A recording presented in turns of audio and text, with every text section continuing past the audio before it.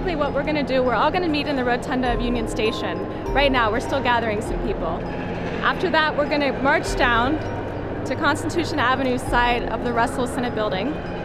We're going to meet the press. Thanks to all of you for coming out today for our Trick or Treat for Affordable Medicines event. After that, we'll enter the Senate building.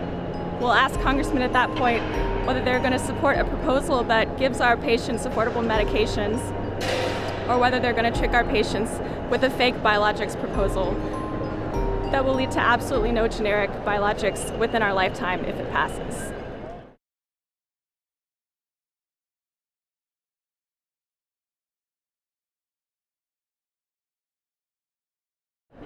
About 5 or 6 months ago, I was on my internal medicine rotation.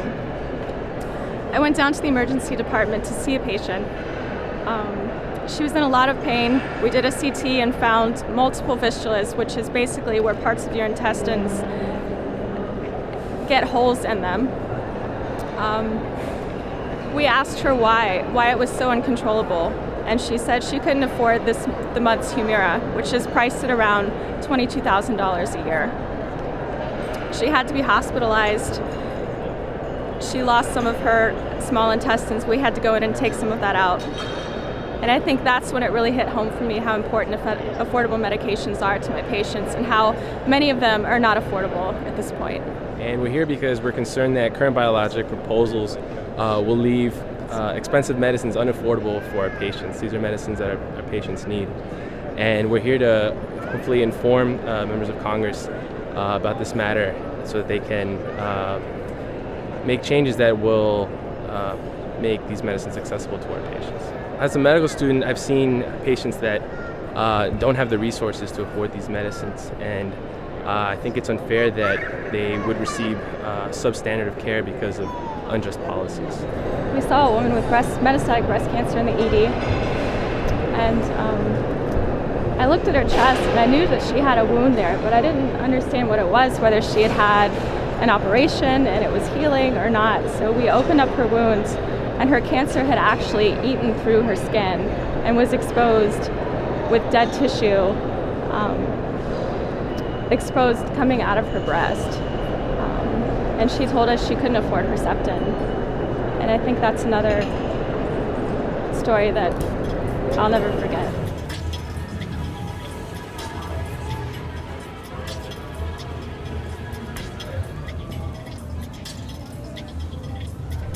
I've seen quite a few patients, including I've been to a dermatology camp in recent months where a whole lot of the kids are affected by psoriasis and a variety of autoimmune diseases, in which biologics would really help them a lot, and they cannot afford it. Their families cannot afford it.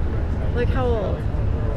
They range from 8 or 9 to 13. And so they've got, and is the insurance not covered, or are they not insured? They may cover for a year, but after that they have to go back to conventional treatments. So what's the kid's life like? What's the difference between having treatment and not having treatment?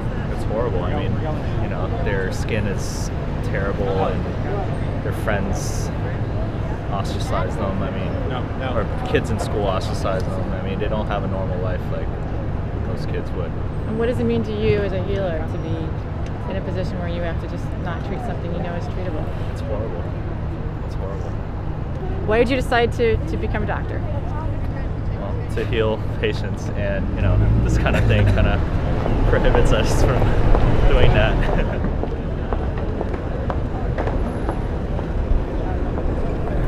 When I first heard the story about the importance of passing new biologics legislation, I just basically got reminded of all the things that I've seen in medical school through my rotations, of patients basically not getting what they need, and for no good reason really, maybe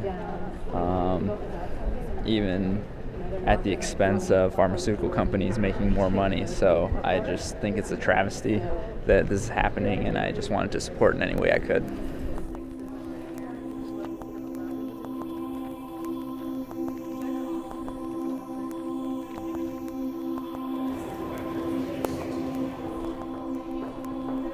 So as you probably know, conventional drugs have 5 years of market exclusivity. the current proposals are asking for 12 years of market exclusivity for biologic medicine. So you might think that the reason for this is because maybe biologics cost more money for research and development, and this would allow pharmaceutical companies to recover their costs. But if you look at pharma's own data, you see that the costs for research and development are very similar. In fact, the cost for research and development for a conventional drug is slightly more than for a biologic. So it doesn't make sense from that standpoint to have 7 extra years of market exclusivity. Moreover, the amount of time it takes for research and development is also very similar.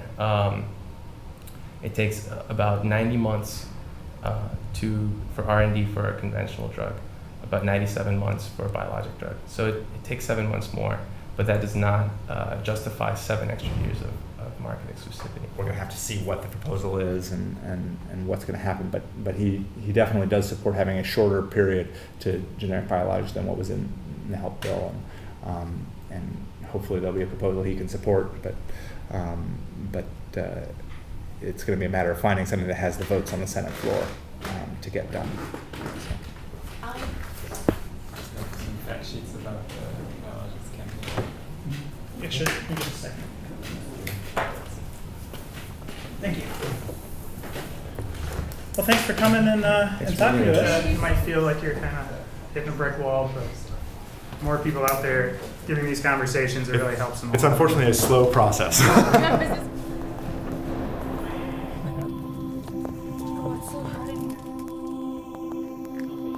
As a medical student whose goal is to help people, is to see people that want to take your advice and want to take some medications and can't afford to do so. And there's a lot of conditions like that and a lot of situations where the patients might be labeled non-compliant. It's just heartbreaking to see people in that position. And it's definitely one of the key issues in healthcare, I would say, is letting the patients be able to get access to that care, and especially with the biologics. There's a physics professor at my university named Neil Davis, and he had a daughter who contracted lung cancer, and she was uninsured, and he ended up negotiating drug prices for her, getting them reduced, and it was just insane the amount of money that she racked up in bills. I don't know an estimate. It was a lot, and fortunately she had her parents to help her with that, but if she didn't, then she probably wouldn't have lasted the year and a half that she did. But the professor had to watch his daughter die,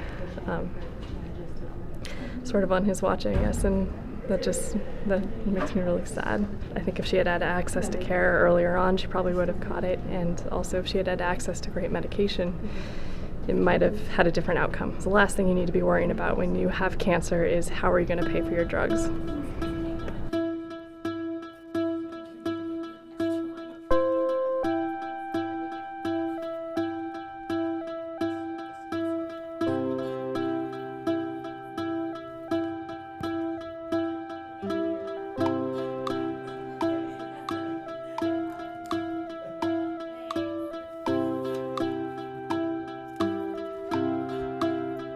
I would like to ask my fellow medical students to reach out like we did today on behalf of their patients to their representatives and senators. Today was an amazing start, but we need other medical students, other healthcare providers who are seeing these patients day in and day out, who can't afford these medicines, to speak up and say something, to write an op-ed, to call their congressman, and to say, this is affecting our patients and they're not getting the medicines they need. I think that's where the campaign needs to head, and that's how we're going to win the game of getting affordable medicines for patients here in the US and abroad.